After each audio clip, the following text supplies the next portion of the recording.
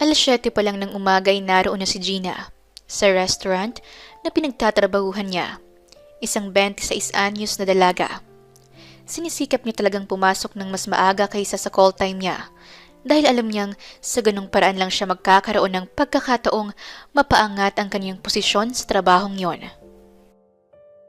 Matagal na raw siyang candidate at isa sa mga bibigyan ng mataas na posisyon, kaya naman ganado siyang magtrabaho. Sino ba namang hindi, lalo na kung malalaman na madadagdagan ng sweldo at matataas ang ranggo. Oh Gina, naku naman ang aga mo ah. Maya-maya pa ang duty mong 8:00, pero nandito ka na agad. Nakangiting sambit ng manager nila na si Mrs. Cruz. Nako, syempre po ma'am, gusto ko lang pong tumbasan ang kasipagan ng anumang promosyon na maibibigay ninyo sa akin. Sagot niya na sinabayan ng tipid ng ngiti. Bagamat nahihiya siyang sabihin ang bagay na yon, naglakas loob na rin siya na banggitin. Sinabi naman sa kaniyang promosyon, formality na lang ang pag-announce nito sa lahat sa darating na staff meeting nila. Nako, wala yon. Talagang narekomenda kita. You deserve a promotion. Kasi naman kitang-kita ko ang kasipagan mo at isa pa, worth it ang pasweldo namin sa'yo. O siya, maiwan na muna kita at maya-maya lang ay magpapalit na tayo ng shift. Tumalikod si Mrs. Cruz at naiwan na siya sa loob ng staff room. Hindi niya alam na narinig pala ni Tanya ang promosyong sinabi niya at pinagpasalamat sa manager. Nakasimangot nitong tinitigan si Gina at naiinis na lumapit sa kanya. Congratulations! Sambit nito. Maluwang ang pagkakangiti ng mga labi na inilahad ang isang palad sa kanya. Ha? Para saan? Takang tanong niya sa kasamahang si Tanya. O di ba nga, malapit ka nang ma-promote? Yun ba? Narinig mo pala. Napapakamot niyang tanong. Alanganin na lang siyang ngumiti. Hindi sana niya nais na ipaalam yun sa iba, lalo pa nga at sa 1 linggo pa ang announcement. Pero, kung ako sa'yo, huwag mong masyadong asahan yun. Marami nang napangakuan. Kaya lang palaging hindi natutuloy. Sabi nila, may sumpa raw ang promosyon nila ma'am. Yung target nilang tao, biglang nagkakaproblema at nawawala rito sa kumpanya. Napa-cross arms pa si Tanya habang sinasabi ang mga bagay na yon. Siya naman ay napapatabingi na lang ang ulo habang napapaisip sa mga negatibong sinasabi ng kasamahan niya. Halos kalahating araw na siyang naroon sa restaurant nila. Ganadong nagtatrabaho at panay ang pagsiserve niya sa mga customer. Kinukuha rin niya ang ilang orders at kung minsan ay sinasalubong ang ilan pang customer na pumapasok sa restaurant. Lalong natutuwa ang manager nila habang lalo namang lihim na naiinggit ang kasamahan niyang si Tanya. Nakita nito ang pagpasok ng regular VIP customer nila at alam nitong masungit ang babaeng yon. May kasamang gwapong lalaki ito ngayon. Hindi tulad dati na walang dating ang kasama nito. Ngayon ay gwapo ang lalaki at mukhang mayaman talaga. Sa isang iglap ay nakaisip si Tanya ng masamang plano para sa kanya. Gina, may bagong dating. Pakisuyo naman muna na lagyan sila ng tubig. Masuyong utos ni Tanya sa kanya. Ha? Oo ba? Sige, ako nang bahala. Kinuha niya na rin ang menu upang ibigay sa bagong dating na customer ang mga yon. Hello ma'am, good day. Tipid siyang ngumiti at niyabot ang menu sa mga ito. Sabay sinalinan niya ng tubig ang mga baso na naroon. Kaya lang, habang nagsasali ng tubig, biglang may dumaan sa likod niya at natabig siya. Aksidente niyang natabig ang lamesa na naging dahilan para matumba ang basong may lamang tubig. Agad na napatayo ang magkasintahan sa kinauupuan. Ano ba? Sigaw ng babae sa kanya. Ang tanga-tanga mo naman! Talagang tinapunan mo pa ang damit ko, no? Hindi mo ba alam na mahal ang pagkabil ko sa damit na to? Tsaka may pupuntahan pa kami mamaya nitong kadate ko. Bakit naman hindi ka nag-iingat? Sorry po, ma'am. Sorry po, hindi ko po sinasadya. Mabilis niyang nailapag ang pitchel sa kabilang lamesa. At saka kinuha kagad ang tissue roon, sabay pinupunasan pa ang laylayan ng suot nitong dress. Yari ka ngayon. Pasimpleng napangiti si Tanya, habang sinasabi ang bagay na yun sa isipan. Ma'am, sorry na po talaga. Hindi ko naman po talaga sinasadya. Patuloy pa niyang paghingi ng dispensa. Halos hindi niya malaman ang kanyang gagawin sa pagpupuna sa damit nito. Tumigil ka na nga! Wala namang kwenta yung pagpupunas mo sa damit ko! Bisit! Sabay tinulak pa siya nito. Bagya siyang napaatras ngunit nakabawi naman siya. Nagtitimpi lang siya dahil alam niyang regular customer nila ang babaeng ito. Ma'am, nagsasorry na nga po ako, diba? Kung ano man po ang damage, nakahanda naman po akong magbayad. Pakiusapan niya para lang tumigil ang babae sa pag-hysterical at pamamahiya sa kanya. Ang kadate naman itong lalaki hindi tumitinag at nakatingin lang sa babaeng parang tangang nagwawala na sa galit. So, ano ngayon ang gagawin ko? Paano na ito? Basang-basa na ako! Kainis! Ngunit hindi nito napigilan ang sarili at sinabunutan pa siya nito at pinagsasampal. Ngunit hindi na siya nakapagpigil sa babae at nahawakan niya ang mga kamay nito. Ano ba? Tama na nga sabi eh. Sinabi ko naman na babayaran ko kung anong maging damage. Bakit ba kailangan mo pang manakit? Sa puntong yon, lihim na napangiti ang lalaking kasama ng babae. Ngunit, nanatili pa rin nakamasid lang ito mula sa kinauupuan.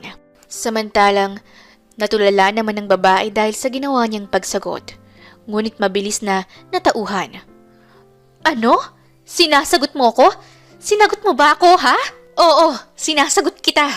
Wala ka naman kasi sa katwiran. Ang babaw naman po kasi. Damit lang ang problema mo. Pero tinatapakan mo ng pagkatao ko dahil sa pamamahiya at pananakit mo sa akin. Tapos nun ay pabagsak na niyang binitawan ang kamay nito. Tatalikuran na sana niya ito ngunit nasabunutan nito ang mahaba niyang buhok. How dare you? Dumampot ng baso ang babae at ibinuhos sa ulo niya ang laman nun. Tsaka lamang tumayo ang lalaking kadate nito para awatin ang babae. Elaine, tama na nga yan. Mahina ngunit may diing saway ng lalaking kadate nito sa babae. Thomas, hindi mo ba nakitang sinasagot ako ng babaeng ito? Hindi ako papayag na iinsultuhin ng isang hamak na waiter lang ang isang tulad ko. Sabi ko tama na. Hindi naman yung sinasadya ang mga pangyayari. Ang mabuti pa, umalis na tayo rito. Sambit pa nitong muli, sabay hila sa kamay ng babaeng tinawag nitong Elaine. Bigla namang dumating ang manager nila at lumapit sa kanila. Naku ma'am, sir, pasensya na po kayo sa tauhan namin. Hindi po namin sinasadya. Nahihiya pang sambit ng manager nila. Sa puntong yon, naiinis siya dahil sa halip na siyang ipagtanggol nito ay siya pa ang lumabas na masama. Ma'am, wala naman po akong kasalanan sa kanya. Siya po itong nanakit sa akin. Tingnan niyo, binuhusan pa niya ako ng tubig. Magalang pa ring pangangatwiran niya. Ang akala niya ay pakikinggan siya nito. Gina, humingi ka ng tawad sa pagsagot mo sa kanya. Utos ng manager. Ayoko po. Pasensya na kayo. Parusahan niyo na lang ako o tanggalin sa trabaho pero hindi ko po gagawin yan. Sabay talikod niya sa lahat. Bumalik siya sa staff room para magpalit ng damit. Sinundan naman siya ng manager nila doon para pagsabihan. Gina, hindi mo dapat sinagot ang customer. Nakalimutan mo na ba ang panungkulan natin dito? Customer is always right. Sigaw nito sa kanya. Napabuntong hininga muna siya. Tiningnan ang manager sa mga mata nito. Ma'am, kung kayo po ang nasa katayuan ko, ininsulto at sinaktan niya ako ng pisikal, minura, binuhusan pa ng tubig. Always right pa rin po ba yun? Nasaan naman po ang hustisya para sa mga empleyadong tulad ko na makakainkwentro ng masama ang ugaling customer? Komo po ba mahirap lang kami? O ako? Hahayaan kong ganun din ako? Dapat po nasa tama siya. Bago kong sundin ang panunungkulan yung customer is always right. Dahil sa ginawa mo, suspindido ka. At yung promotion na pinangako ko sa'yo, huwag mo nang asahan. Paano ka magiging team leader kung ganyan ang ugali mo? Pagkasabi, ay tinalikuran na siya nito.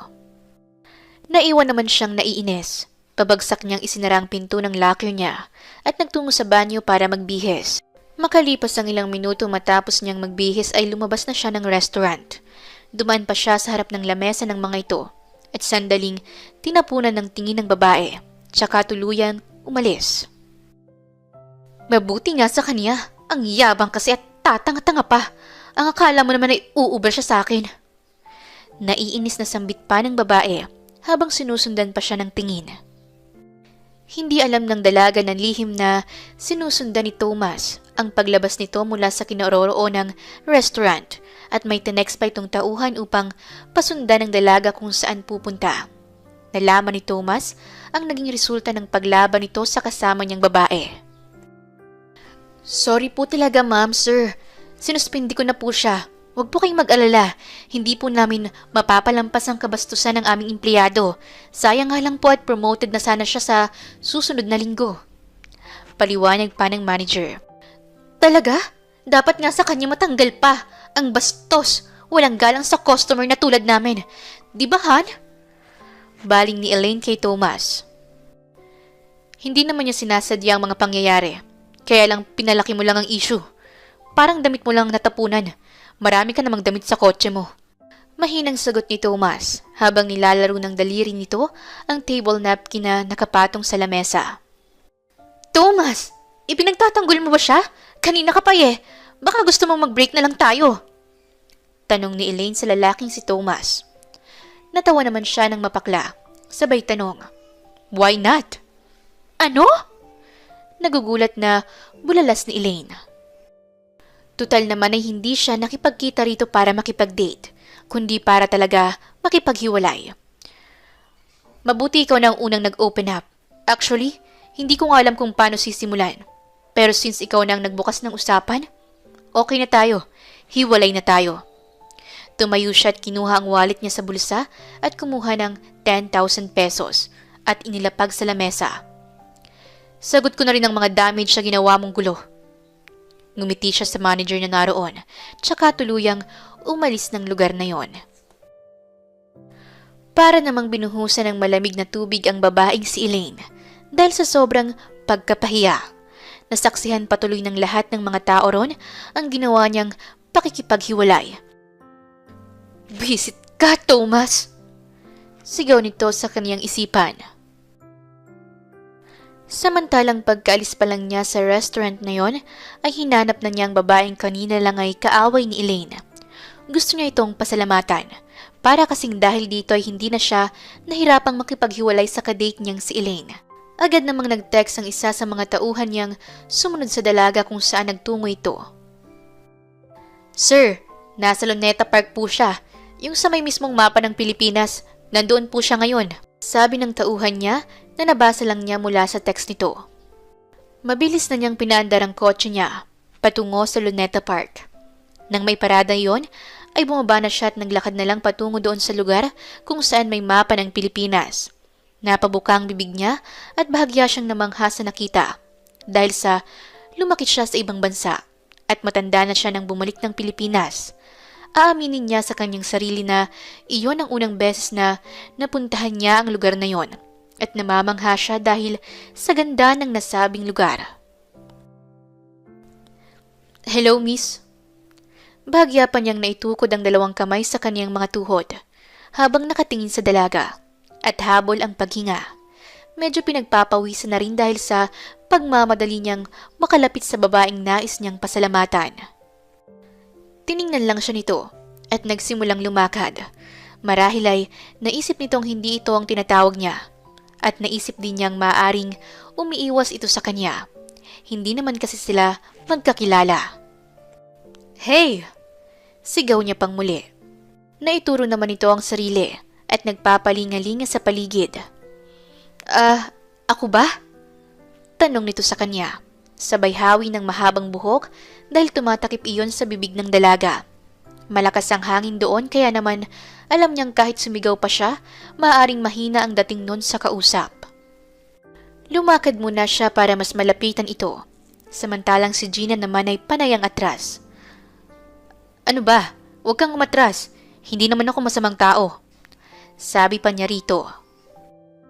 Napabuga naman ito ng hangin at bahagyang natawa sa kanyang sinabi. Okay ka lang?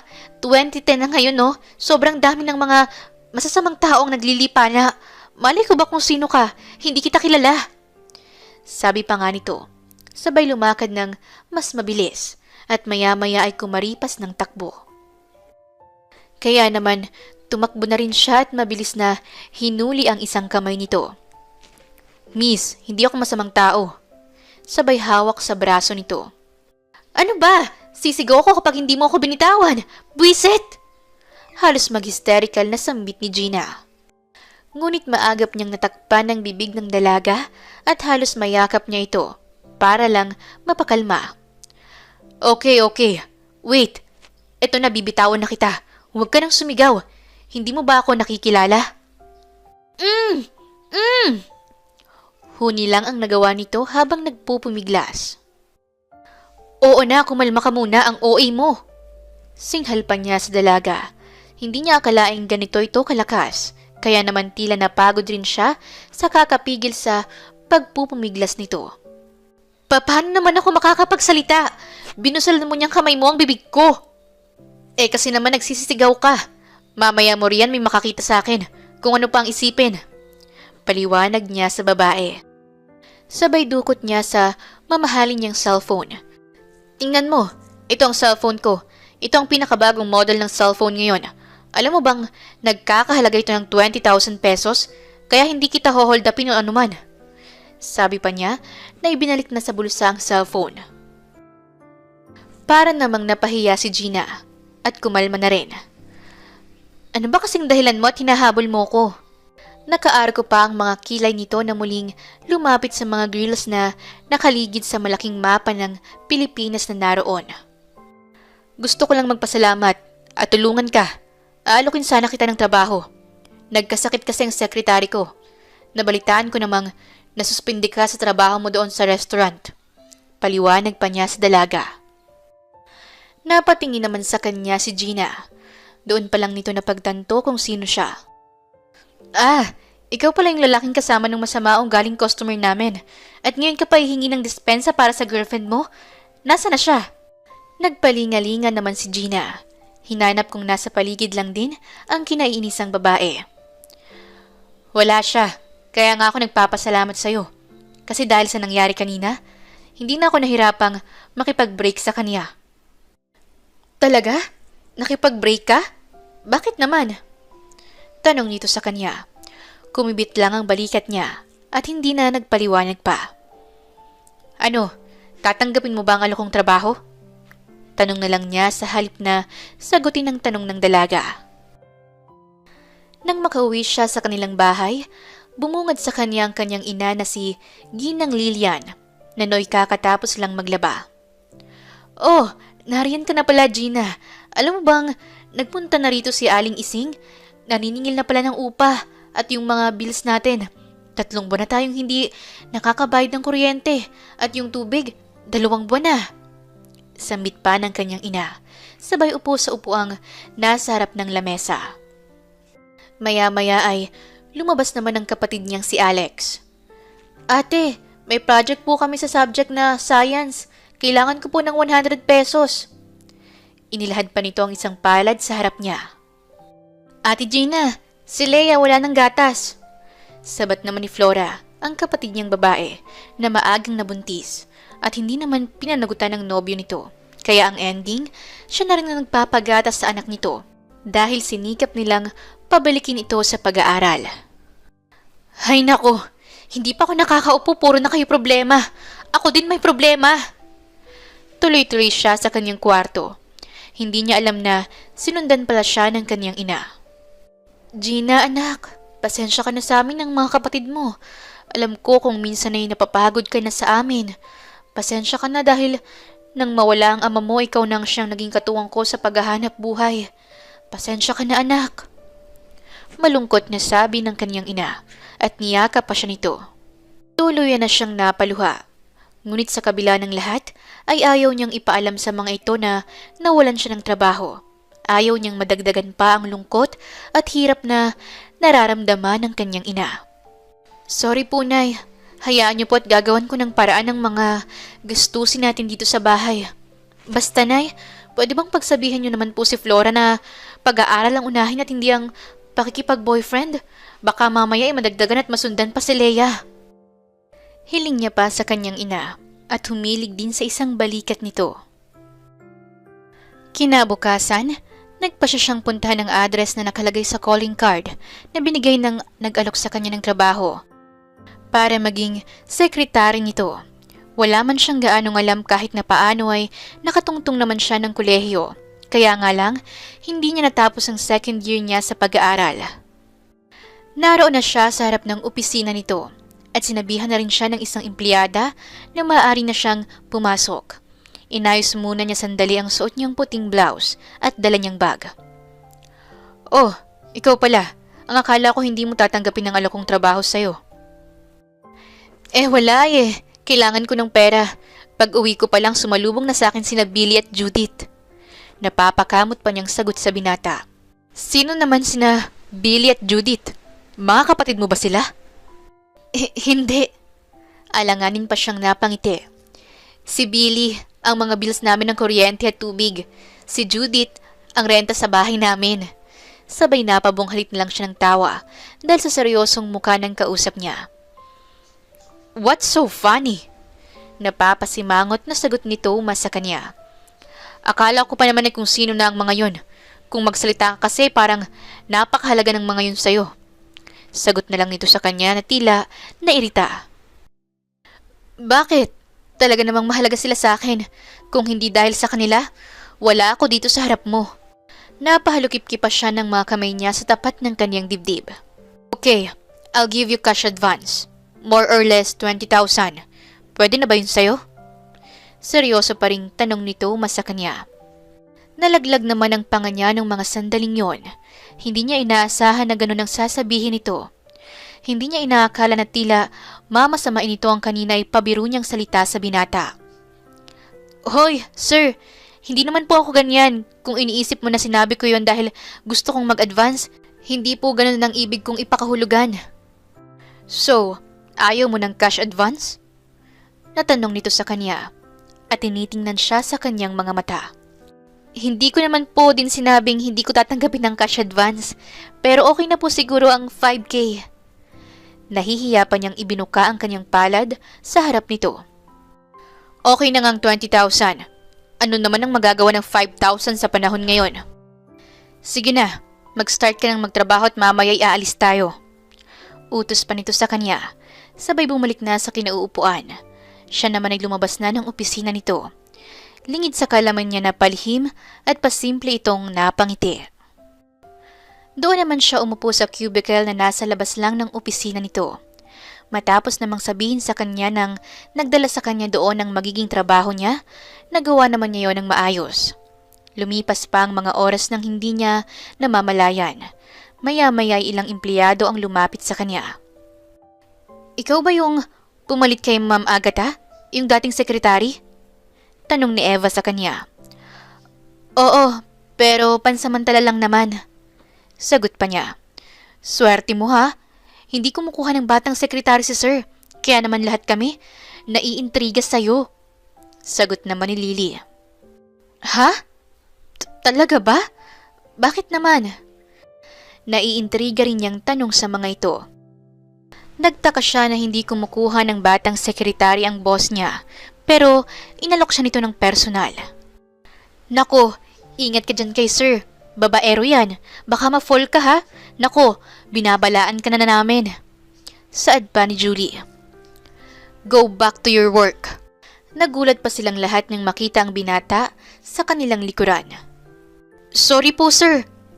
Sabay-sabay na sambit ng mga empleyado at kanya-kanya ring naglayo sa table niya. "Ikaw naman Gina, let's go. 4 PM na. We need to go." Sambit nito. Kaya naman, mabilis niyang iniligpit ang gamit niya at sumabay ng lumakad sa kanyang boss na si Thomas. Nakita pa niya sa gilid ng mga mata niya ang mga kasamahang empleyado na nakasunod ng tingin sa kanila at may pagkaintriga sa mga mata ng mga ito. Nang makaalis sila sa opisina nito, hindi niya akalaing dadalhin siya nito sa isang mall.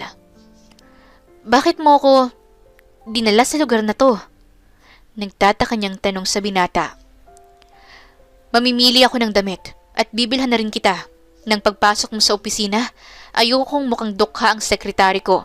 Alam kong alam mo na ang mga sekretary ko noon, lahat sila matatanda na. Kaya alam na nila ang tamang suotan. Ikaw, parang wala kang alam sa pananamit. Tiningnan pa siya nito mula ulo hanggang paa. Bumilog naman ang mga labi niya at ilang ulit pang napabugas siya ng hangin. Hindi siya makapaniwala sa mga naririnig niyang lumalabas sa bibig ng binata. Hindi niya alam kung alin ba sa dalawa. Nilalait siya nito o gusto siyang tulungan. Nanlalait ka ba? Iyon ang lumabas na tanong mula sa kanya. Hindi sinasabi ko lang na bilang sekretary ko, dapat presentable ka. Napangisipa ito at nagpatuloy sa paghahanap ng mga isusuot. Pumili ka na rin, yung pang-office ha. Sambit pa nito sa kanya. Ngunit hindi naman niya magawang hawakan ng isa man lang sa mga damit na naroon. Nakita niya kasing napakamahal ng mga damit. Wala man lang pumasa sa panlasa niya dahil sa taas ng presyo. Nagulat na lang siya nang ituro nito ang isang buong hilera ng mga damit pang opisina. Lahat yan, isusukat niya. Sambit pa nito sa sales lady. Agad naman itong kinuha ang lahat ng iyon at itinuro ang fitting room. This way, ma'am, sabi pa ng sales lady. Hoy, ano ka ba naman, Sir Thomas? Ang dami nun at ang mamahal pa. Pabulong na tila, sumisigaw ang ginawa niyang pagsasalita sa lalaki. Hindi naman siya nito pinapansin sa halip ay umupo ito sa tapat ng fitting room upang tingnan ang bawat damit na sinusukat niya. Lumipas pa ang mga oras at halos lahat ng naisukat niya ay binili nito para sa kanya. Pakiramdam tuloy niya ay nakakuha siya ng sugar daddy sa katauhan ng boss niyang si Thomas.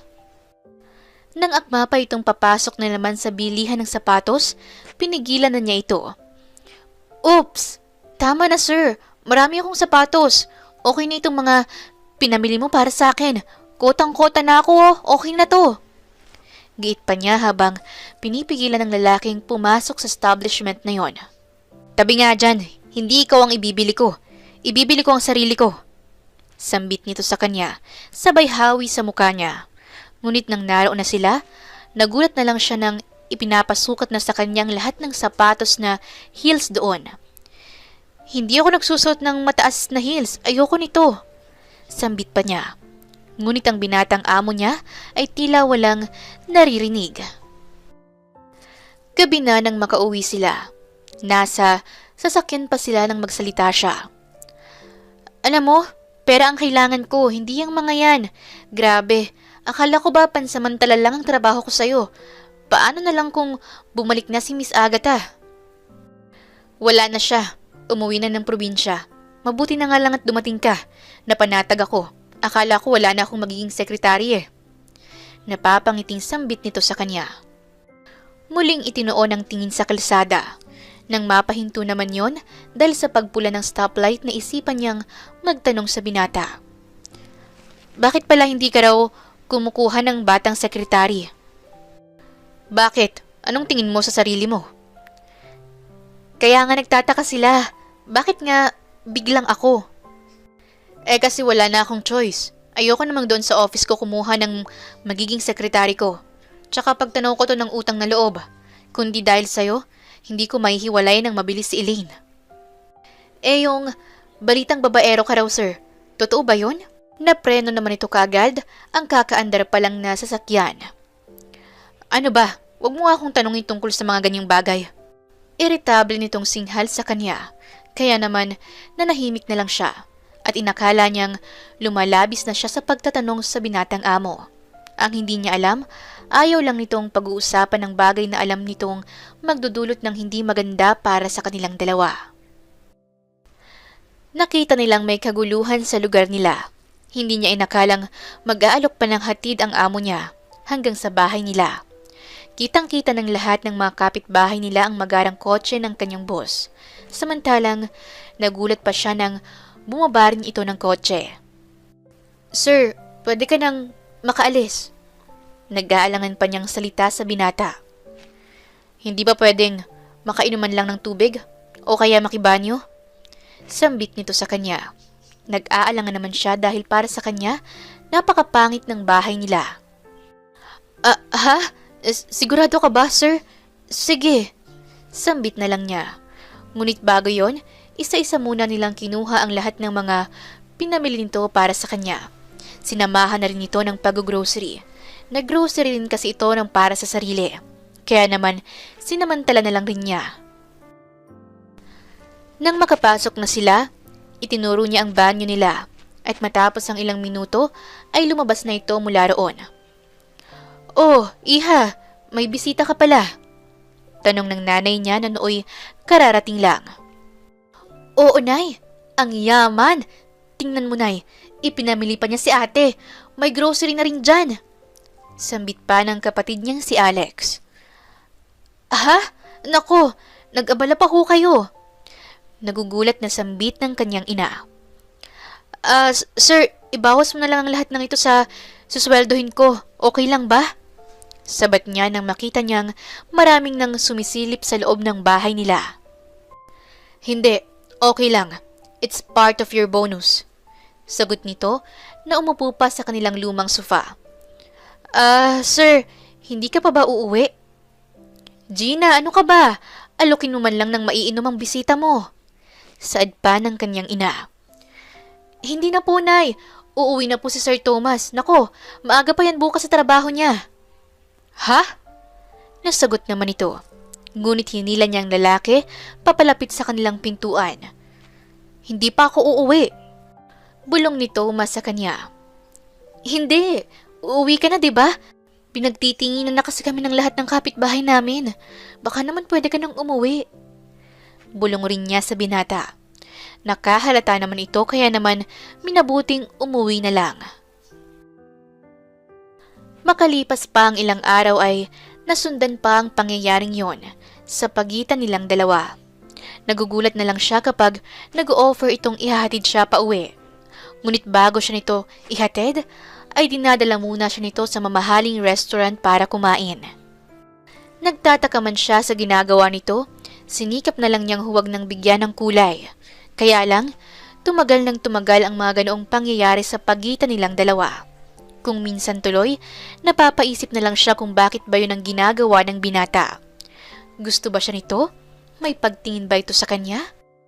Kasi siya, nararamdaman niyang tila ba nahuhulog na siya sa binata.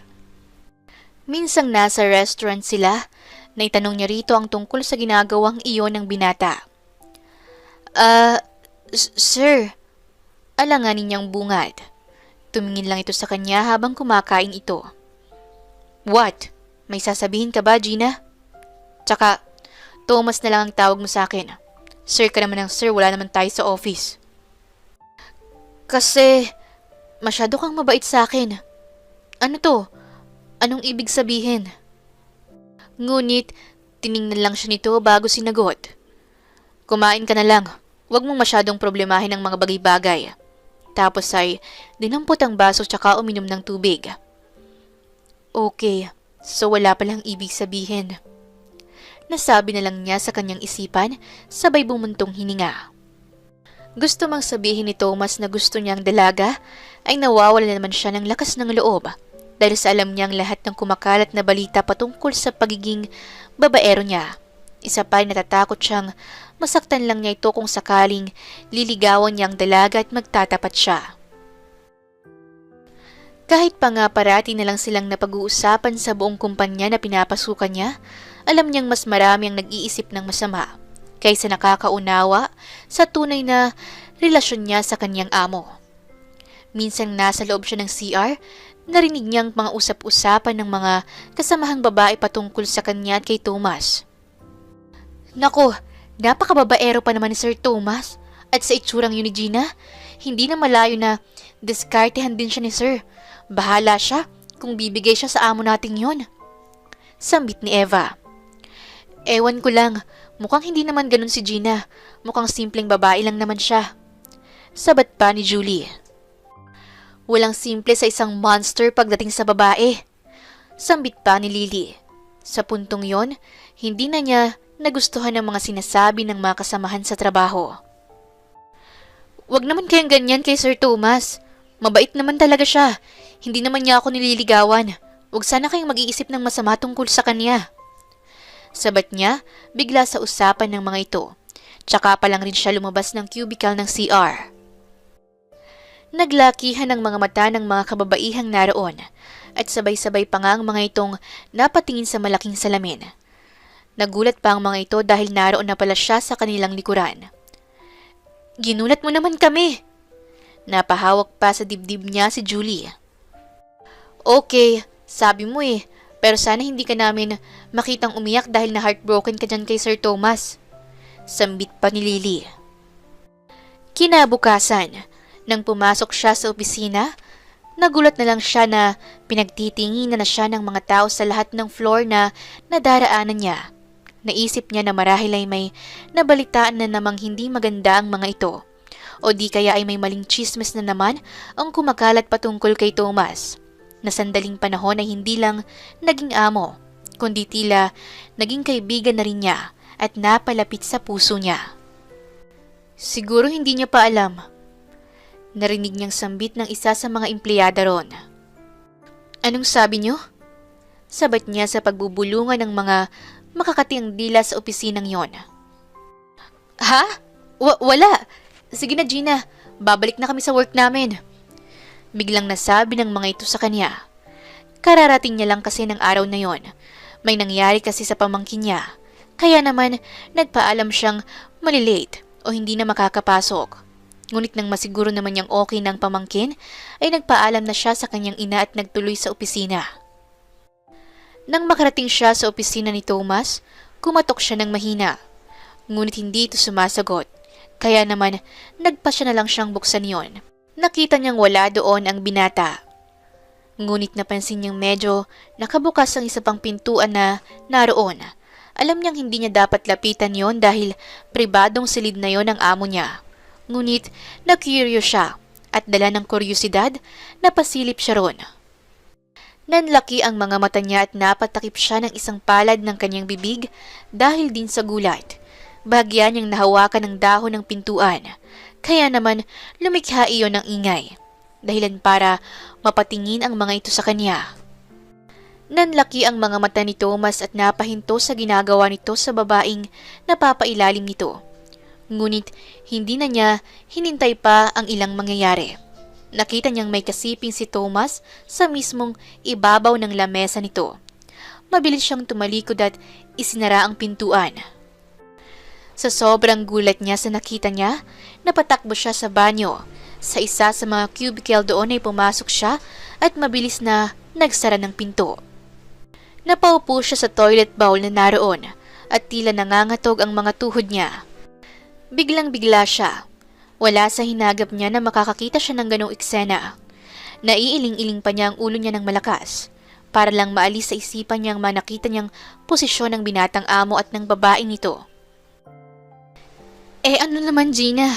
Wala naman kayong relasyon. Singhal pa niya sa kanyang sarili. Hindi naman niya maunawaan kung bakit ganoon na lang ang sakit at kirot na nararamdaman niya sa kanyang puso. Samantalang alam naman niya ang mga usap-usapan ng lahat sa opisina nila patungkol sa kanyang boss. Ilang beses niyang hinigop ang hangin at malakas iyong ibinuga. Ilang ulit at pagkatapos ay lumabas na siya. Paglabas niya, isang babayang nakasalubong niya papasok ng CR. Bahagya pa itong ngumiti sa kanya, ngunit hindi niya iyon pinansin. Hindi niya kilala ang babae. Kaya naman, gets na niya na iyon ang babaeng kasama ng kanyang among si Thomas. Gina, ang akala ko ba hindi ka napapasok? Tanong sa kanya ni Thomas na para bang walang anumang nangyari. Tila siya pang nahihiyang tumingin sa binata, na ang akala niya ay may pagtingin sa kanya. Naiisip niya tuloy na baka isa lang rin siya sa mga babaeng gusto nitong maikama. Ha? Okay na po kasi sir ang pamangkin ko kaya naman pumasok ako kahit na half day lang. Sagot niya rito kahit na hindi man lang nililingon ng binata. Okay. Tapos ay naramdaman niyang pumasok itong muli sa opisina. Hindi na siya nagpatumpik-tumpik pa at kinuha niya ang bag niya at walang paalam na umalis. Pakiramdam niya kasi ay hindi siya makahinga at bubuhos talaga ang mga luha niya. Isang bagay na ayaw niyang makita ng binata. Nang muling lumabas si Thomas, nakita nitong wala na ron si Gina. Pumasok itong muli sa opisina at pagalit na sinipa ang upuang naroon. Kaya naman nagulat ang isang empleyado na papasok sana sa opisina nito. "Ang tanga mo, Thomas!" Mahina niyang sambit sa kanyang sarili. 3 araw pang nagdaan buhat nang mangyari ang bagay na yon. Simula noon ay hindi na naging maayos ang kanilang samahan. Palagi na silang nag-aaway ni Thomas. Ginagawa na siya nito ng issue sa trabaho niya at siya naman ay madalas na niyang masagot ang amo. "Ano na naman ang problema nito? Di ba sabi ko, Gina, ayoko nang babalik pa sa akin ng papeles na ito?" "Sir, hindi ko naman kasalanan kung ibalik nila sa iyo yan. Natural, ibabalik kung may kulang." Naiinis pang dinampot niya ang folder na naglalaman ng mga dokumento. Tinalikuran niya ang amo, ngunit maagap naman siya nitong napigilan. "Sandali nga, may problema ba tayo? Magdadalawang ba na tayong ganito Ano bang problema?" Medyo mahinahon na ang boses nito nang magtanong sa kanya. "Ewan ko, sir. Ikaw lang naman ang palaging mainit ang ulo sa akin. Kahit maliliit na pagkakamali ko dito sa opisina, napupuna mo. Hindi kaya akong dapat na magtanong kung anong problema mo sa akin? O baka naman kinakailangan mo nang maghanap ng matandang sekretary na mas makakaunawa sa'yo?" Napaharap siya sa binata at seryosong nakatingin. "What? Ano to? Nanghahamon ka ba? Bakit? Tinawagan ka na ba ng resto na pinapasukan mo dati? Magkano bang offer? Kaya kong doblehin ang offer nila." May pagyayabang na sabi nito sa kanya. "Ha? Ayos ka, sir. Ano to? Presyohan at tapatan na lang ng halagang kayang ibigay? Ganyan din ba ang mga sinasabi mo sa mga babae mo? Okay, wala akong karapatang magtanong o questionin ka. Pero wag naman dito sa opisina mo. Sirang-sira ka na nga. Lalo mo pang pinapatunayan sa lahat ng chismis sa'yo ay totoo." Naiinis niyang nasabi sa lalaki, sabay talikod. "Meron ba akong dapat na ipaliwanag? Yung nakita mo, hindi mo man lang ba ako tatanungin o pagsasabihan tungkol doon?" May galit nitong tanong sa kanya. "May karapatan ba ako? Ayokong mag-assume sa kung anong label ang meron tayo. Sekretary lang ako, di ba?" Muli na siyang tumalikod. Sa puntong iyon, nakadama naman ng panghihinayang ang binata kung bakit hindi niya ito muling pinigilan. Naiiling na lang niyang nasundan ng tingin si Gina. Alam naman niyang tama ang mga sinabi nito.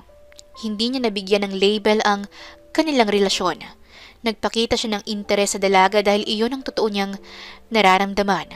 Gusto niya ito at sa tingin nga niya ay mahal na niya ito. Kaya lang, hindi niya pa alam kung kaya na ba niyang talikdan ang lahat ng kanyang bisyo sa babae.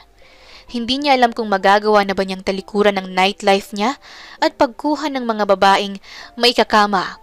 Kasi kung papasok siya sa isang relasyon, alam niyang kinakailangan na niyang alisin ng lahat na yon at mag-focus sa iisang babae.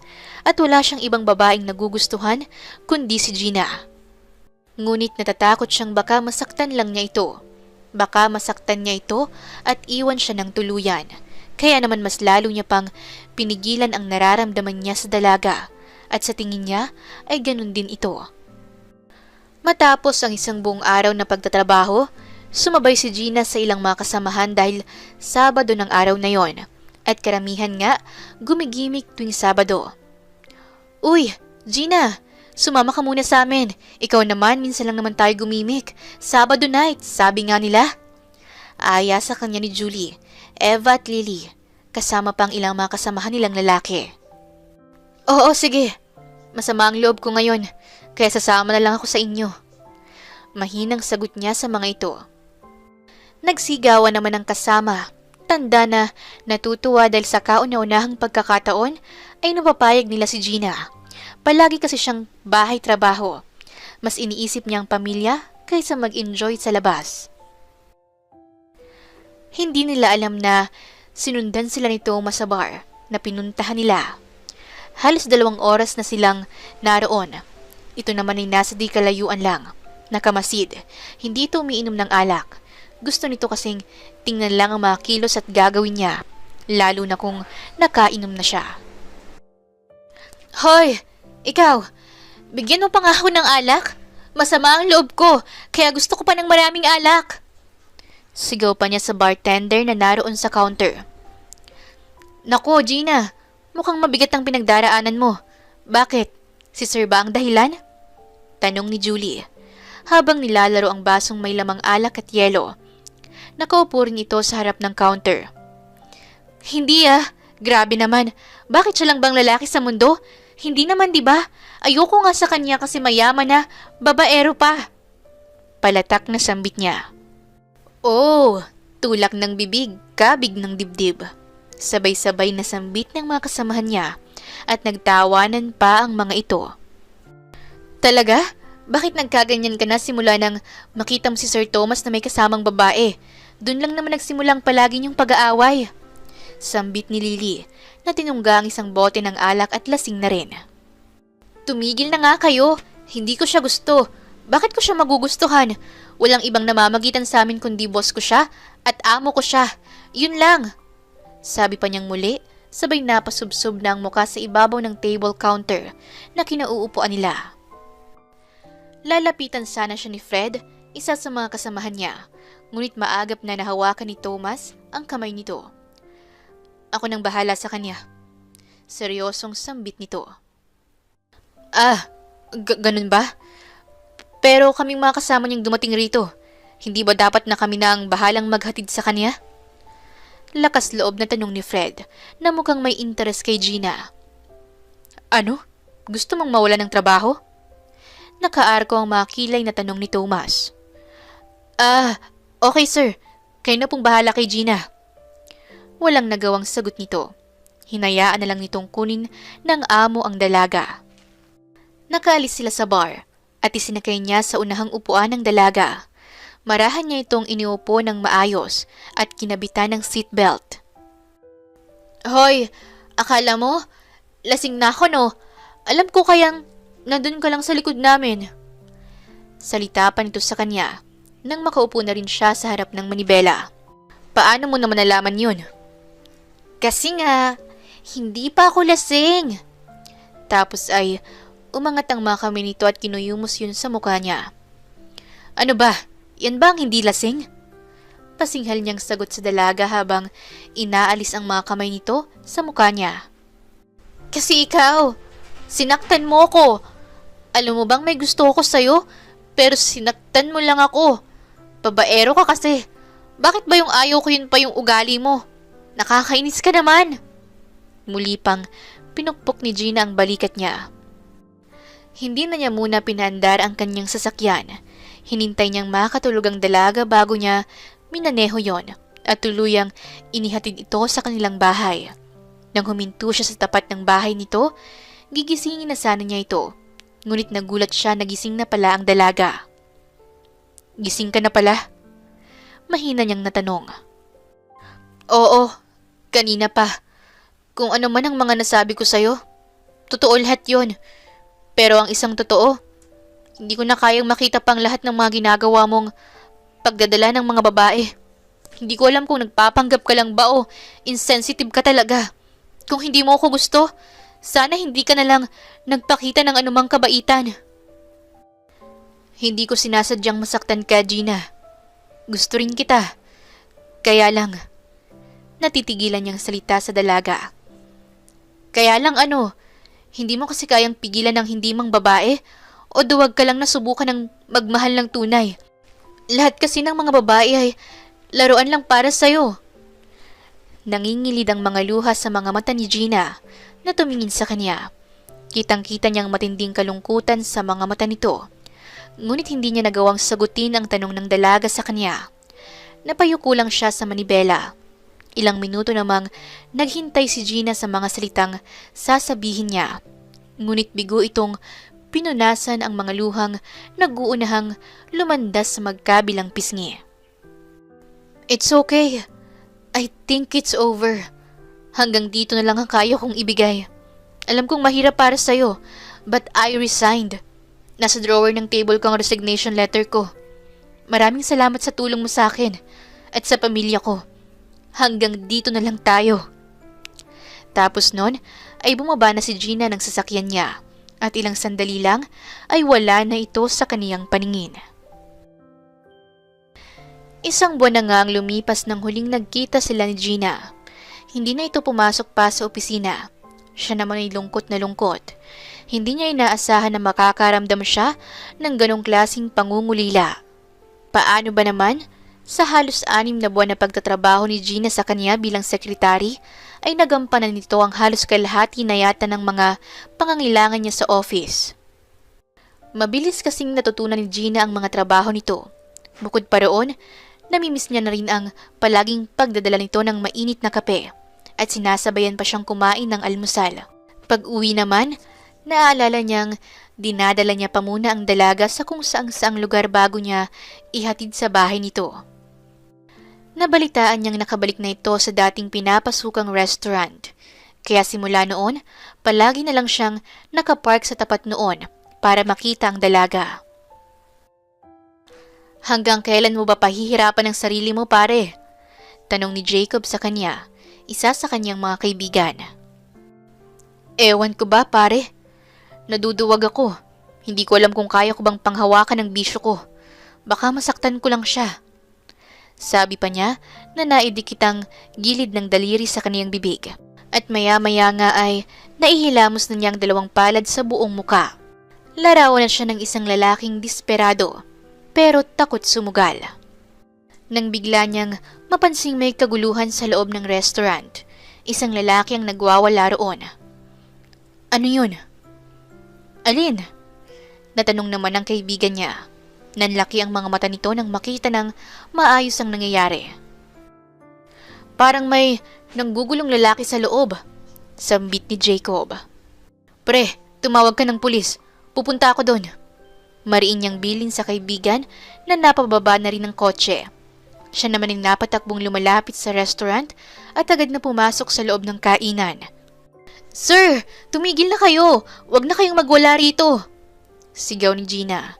Nakita niyang matapang nitong pinipigilan ng matabang lalaki na nagwawala sa kanilang restaurant.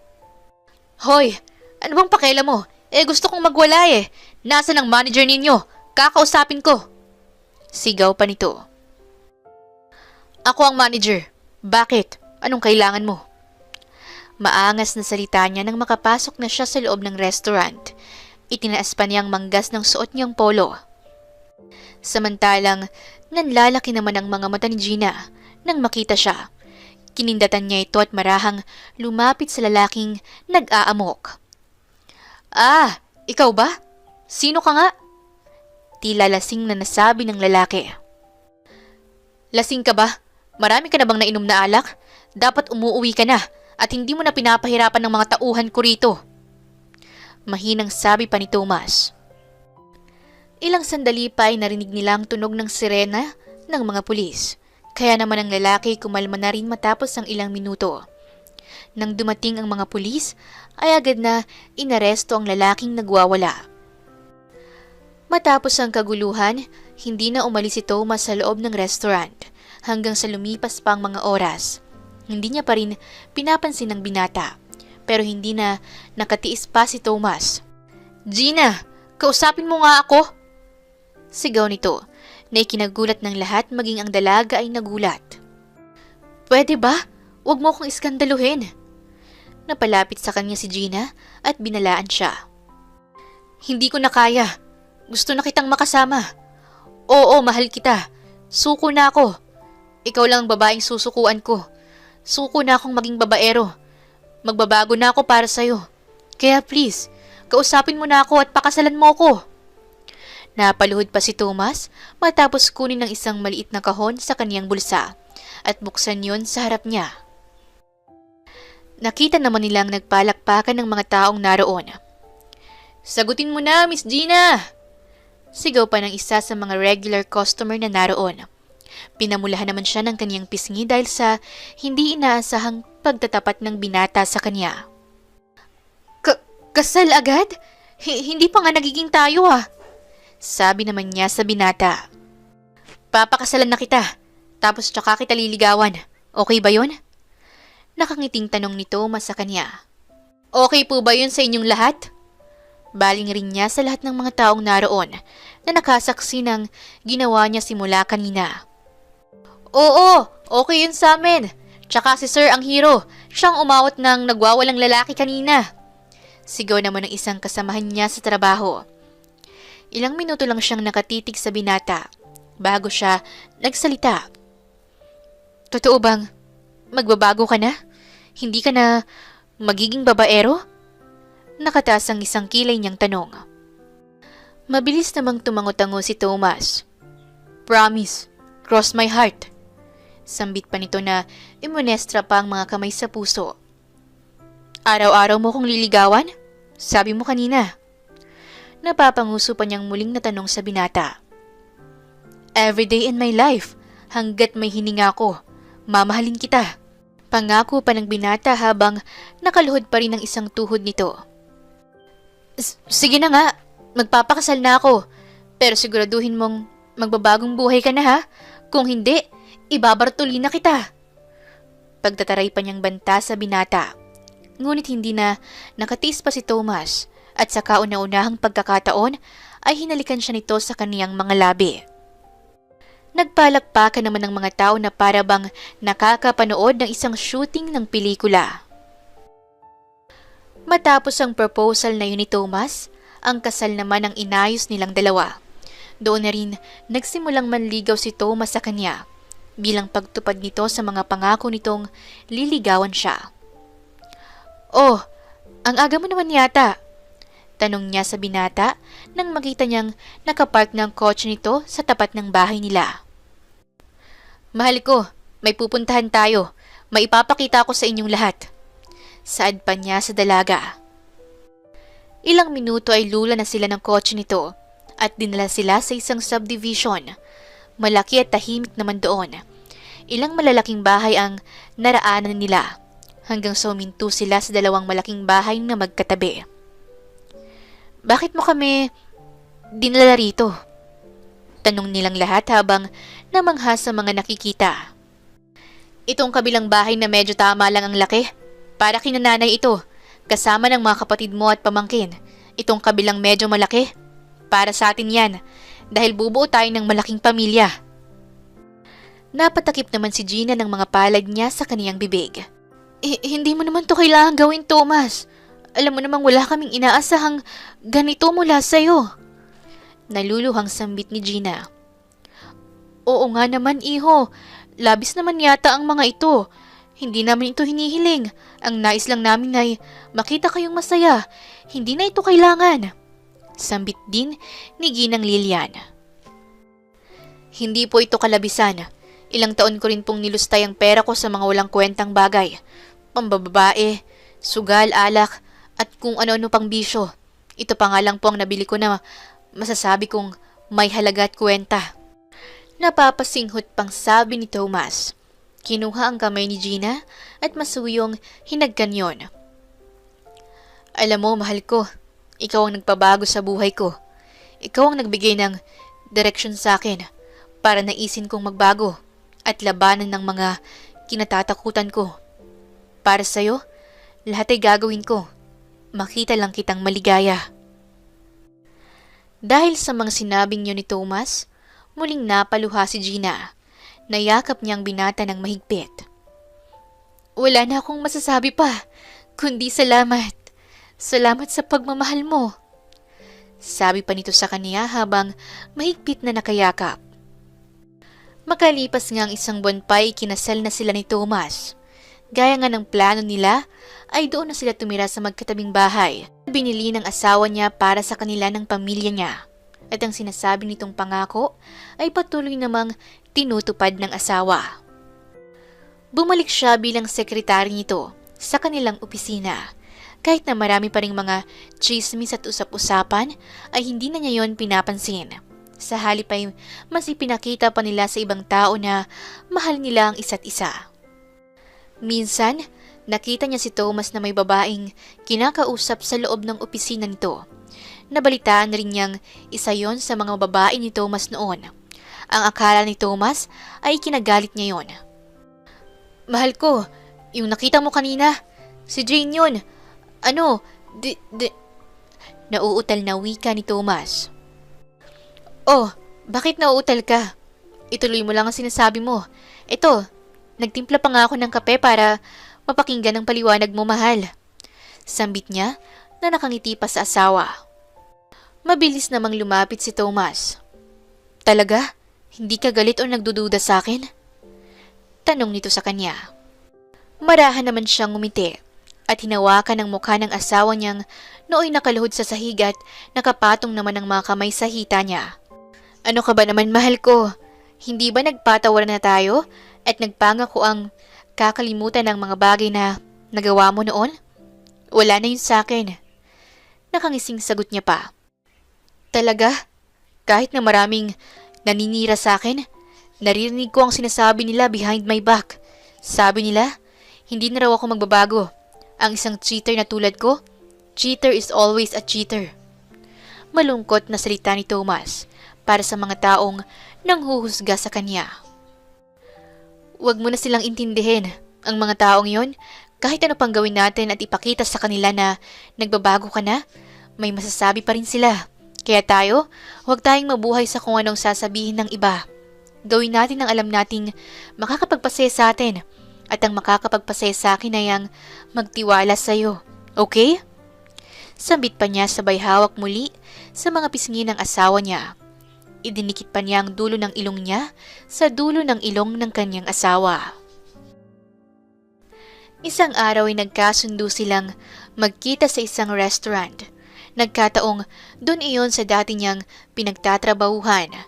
Doon din kasi sa malapit na lugar ang pinagmitingan ng mga investors ni Thomas. Habang nakaupo siya sa isa sa mga table at nag-iintay sa kanyang asawa, nakita niya si Tanya na nagsasali ng tubig sa regular customer na si Elaine. Yung salbahing customer na nakasagutan niya dati. Nakita niyang sinadya nitong matabig ang baso ng mapalingon si Tanya sa isang customer. Kaya naman, natapon yon. Ay, sorry po ma'am. Hindi ko po sinasadya. Pasensya na po talaga. Buisit! Ang tanga-tanga mo talaga. Nakakagigil! Sabi ng customer na si Elaine. Tsaka pa nito, itinulak-tulak si Tanya. Pasensya na po kayo ma'am. Hindi ko naman po sinasadya. Sorry po talaga. Paghingi pa ng dispensa ng empleyada. Ngunit hindi naman nagpatinag ang customer na si Elaine at sinabunutan pa niya si Tanya. Naiinis naman siyang tumayo at inawat si Elaine. Ano ba yan? Sobra naman ang ginagawa mo sa kanya. At bakit ka naman nakikialam ha? Kasi nga pala pareho kayo nitong babaeng to na tatanga-tanga. Hindi ko nga alam kung bakit ako lagi ang nabibiktima niyo eh. Kasi naman nakita kong sinadya mong matapunan ka ng tubig. Pilit mong inuga ang lamesa, kaya naman natumbang baso habang sinasalinan. Ikaw ang gumagawa ng eksena mo. Sabi naman niya. Nasaan ba ang manager dito? Nag-hysterical na sigaw ni Elaine. Siya namang dating ni Thomas. Mahal ko, anong nangyayari dito? Tanong ni Thomas. Nanlaki naman ang mga mata ni Elaine nang makita si Thomas na lumapit sa kanya. What? Thomas? Ikaw ba? Really? Tinawag mo siyang mahal ko? Oo, dahil asawa ko siya.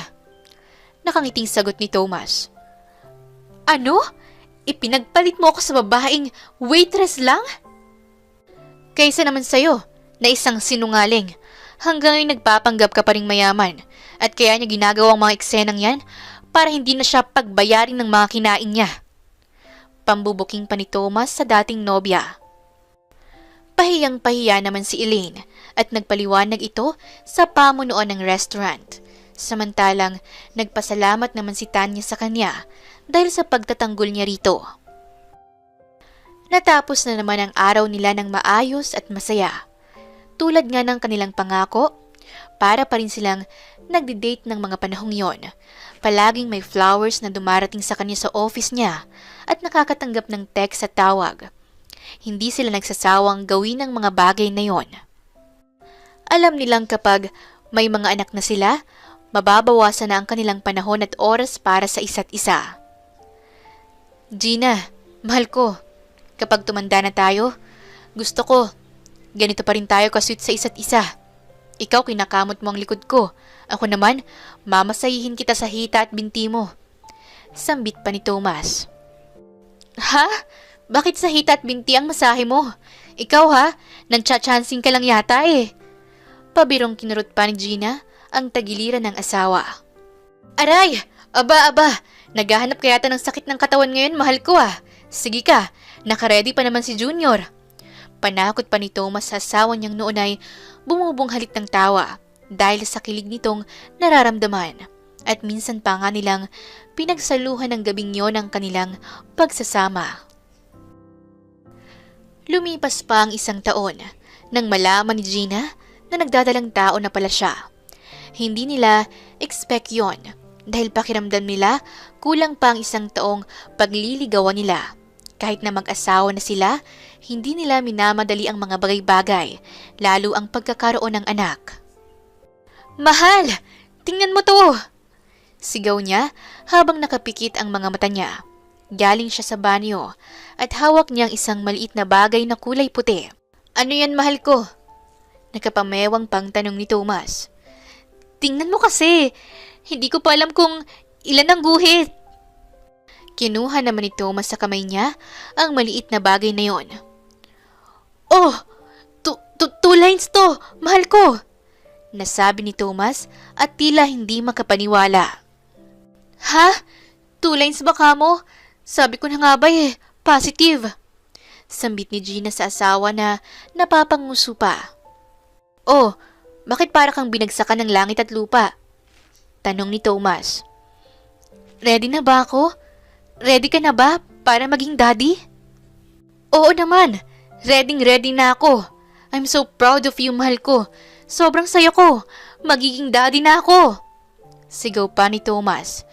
Natatawa na lang ang nanay at mga kapatid ni Gina nang marinig ang malakas na sigaw ni Thomas. Huwag kang maingay, grabe ka! Natabik pa niya ang asawang nooy karga-karga pa rin siya. 1 buwan na nga ang lumipas buhat ng malaman nilang nagdadalang tao na si Gina. Kaya lang, ang akala nila ay madaling pagbubuntis nito. Napakahirap pala sa kanilang dalawa. Naging masela ng pagdadalang tao ni Gina.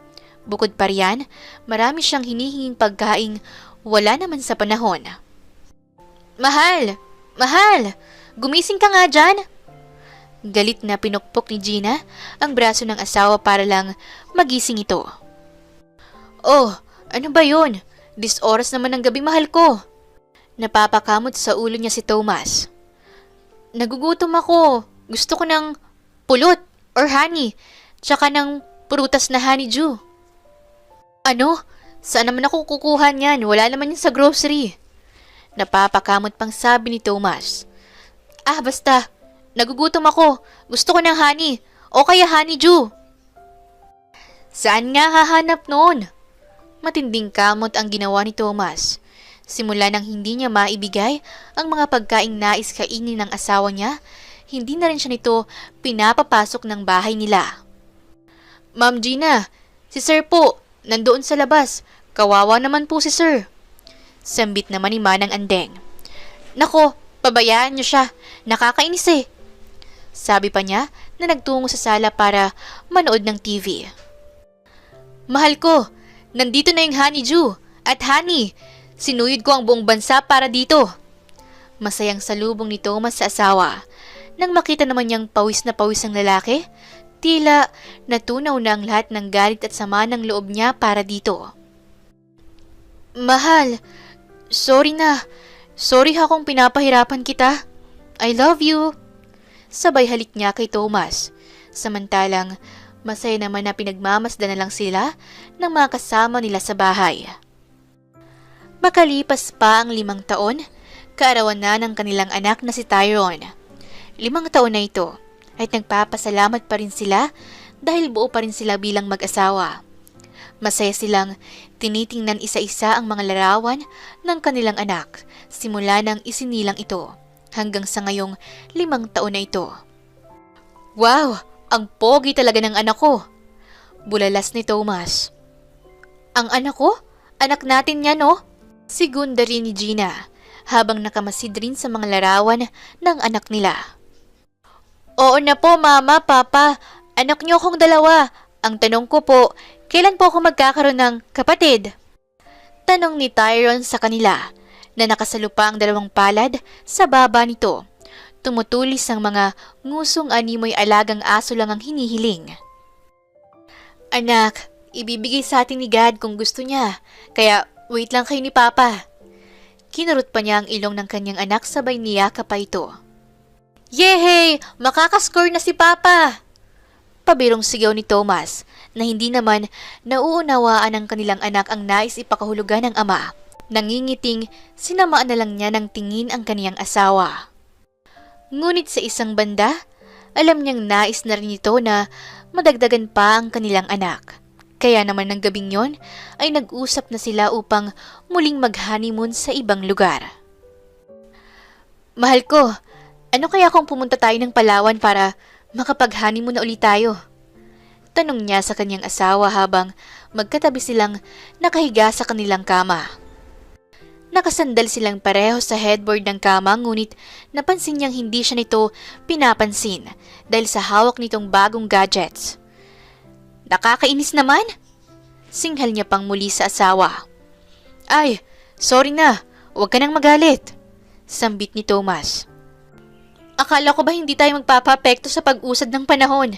Tulad ng mga gadgets na yan. Ipinangako mo sa akin, di ba? O baka naman yung cellphone mo na lang ang gusto mong makatabi gabi-gabi.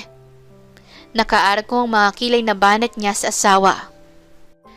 Ito namang mahal ko. Oo na, hindi na ako magsa-cellphone kapag ganitong magkatabi na tayo. Sa'yo na lang nakatuon ang mga mata ko. Panunuyo pa nito sa kanya. Talaga? Oo, ayaw mo bang maniwala? Dinambahan na lang siya ni Thomas at minsan pang siniil ng halik sa kaniyang mga labi. Wait lang, sabi ko aalis tayo para sa honeymoon natin eh. Bahagya pa niyang naitulak ang asawang dumadamba na at nagkakandahaba pa ang nguso sa paghalik sa kanya. Ano bang aalis pa? Siyempre gagawin natin yan. Pero ngayon ang simula. Sambit pa ni Thomas sa kanya at kinuha ang makapal nilang kumot. Mabilis na itinabing iyon sa katawan nilang dalawa. At sa ilalim nun, sinimula nilang gawin ang kanilang honeymoon. Naging masaya ang buhay mag-asawa ni Thomas at Gina. Hindi lubos akalain ni Gina nang pagkasuspindi niya sa kanyang trabaho ay ang magiging daan upang makatagpo siya ng tunay na pag-ibig. Kahit ba hindi iyon naging madali noong una. Ang mahalaga ay narito sila ngayon, masaya at mamahalin ng isa't isa habang buhay. Samantala, si Tanya naman ay humingi ng tawad kay Gina at inamin nito ang kaniyang pagkakamali. Nagsisi rin ito sa kaniyang ginawa at iniwasan na ang mainggit sa kapwa. Kaya't bunga ng kanyang pagsusumikap ay siya na ngayon ang bagong manager sa restaurant na yon. At masayang masaya si Gina para kay Tanya na ngayon ay kanyang matalik ng kaibigan. Wakas. Maraming salamat po sa inyong pakikinig. Ito po si Inday Series at hanggang sa ating muling kwento. Maraming salamat po.